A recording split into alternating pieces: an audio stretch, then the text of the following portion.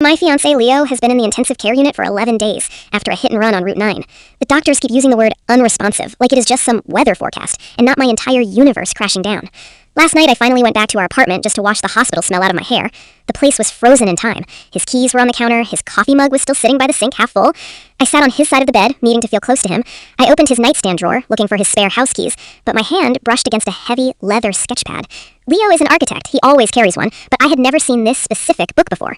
I opened it, expecting to see blueprints or maybe quick doodles of buildings.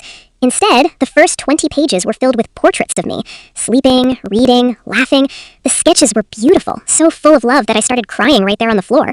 I flipped further back to 3 years ago, right when Leo and I first met. Back then, I was recovering from a brutal car accident that left me with severe nerve damage in my right leg.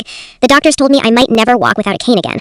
Leo had been my physical therapist. He was so patient, so encouraging. He stayed late, pushed me through the pain, and eventually we fell in love. I always thought our meeting was absolute destiny. But then I reached the very first page of the sketchbook.